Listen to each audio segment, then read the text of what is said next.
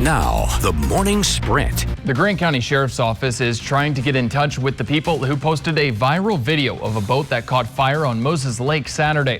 Someone posted on TikTok that a blue boat had been harassing them, and they think it was because of the pride flags on their boat.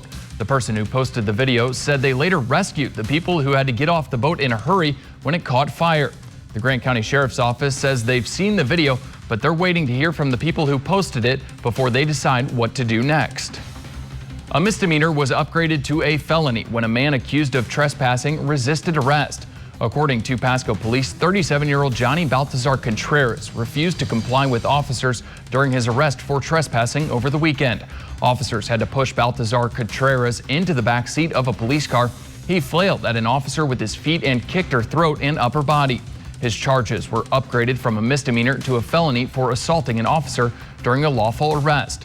The officer who was assaulted didn't have to miss any work due to her injuries. And Pasco police are looking for whoever fired their gun into the air outside a bar last month. According to police, on May 15th, a group of underage teens tried to get into Tipsy's Tavern on the 400 block of Lewis Street in Pasco. When they were denied entry, one teen then removed a pistol from his waist and fired 2 shots into the air.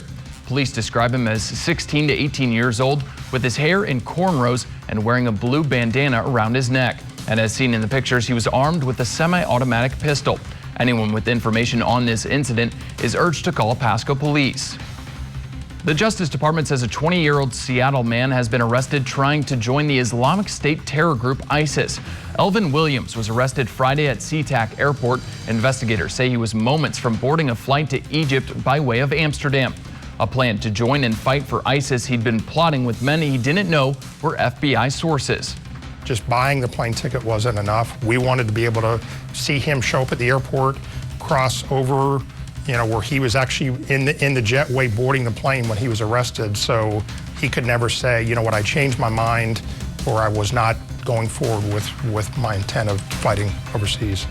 FBI agents were tipped off to Williams in 2017 and later again in 2020 when the leaders of a Seattle mosque contacted federal agents concerned over growing radical behavior. If convicted, he faces up to 20 years in prison. A trial is underway to determine whether the GEO group must pay minimum wage to detainees who perform cooking, cleaning, and other tasks at its Northwest Immigration Detention Center in Washington State. The detainees are typically paid $1 per day for such work. Attorney General Bob Ferguson and some detainees sued in 2017, arguing that the company's contract with the federal government requires it to follow state and local laws, including Washington's Minimum Wage Act, and GEO unjustly profited by paying so little. The company says the detainees are not employees and that the work is voluntary. We're continuing to face a heat advisory today, and on top of that, it's extremely dry, which makes scenes like this a lot more likely. This is the Weber Canyon area near Benton City. The sheriff's office says people out shooting targets on public land started a brush fire. This is a very popular area for public shooting, which, is encouraged, but, they need to really be thinking about safety, especially as it gets hotter and drier. This canyon is very well known for getting those types of fires. The suspicion is this what caused this, but we won't know for sure until investigation is completed. The fire was contained at 10 acres by several agencies, including Benton County Fire District 5, the City of Richland, and the City of Pasco. The investigation into what started the fire is being taken over by the Bureau of Land Management.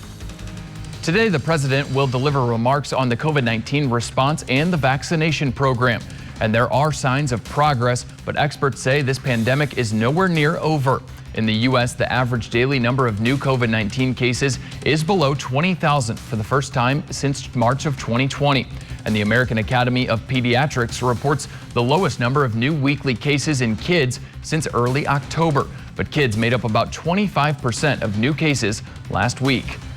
And now to the results of our poll question of the day. Earlier, we asked you, when do you think the pandemic will officially be declared over? 35% of you said later this summer, 4% of you said this year, and 61% of you said sometime next year. Thanks for weighing in. As we get you over to that hot forecast on this Wednesday, very comfortable start at least this morning with a mostly sunny sky. So the sun is back out. You can see from Richland's Columbia Point.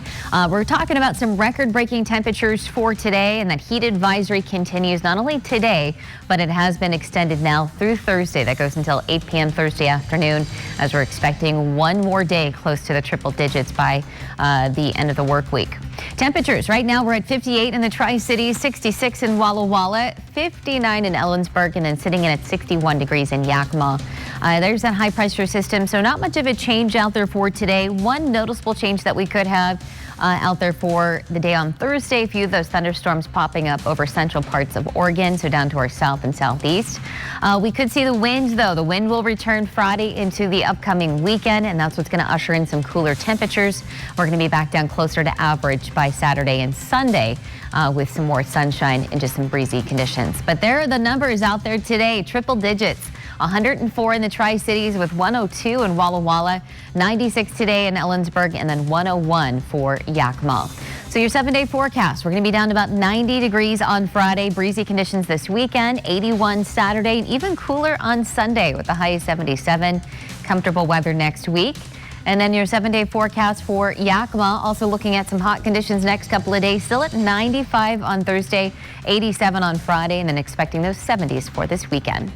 Well, it's now time to reveal our 100% chance of wine winner this week. So congratulations to Jenny Reich. You were the first person to email me. You won a tasting for 4 to 14 Hands Prosser tasting room. I will be in contact with you on how to get your gift. All right, congratulations. Thanks, Kristen. Thanks for waking up with us and watching Good Morning Northwest. GMA's next. Cap KV local news is always on at yaktrynews.com. Have a great day.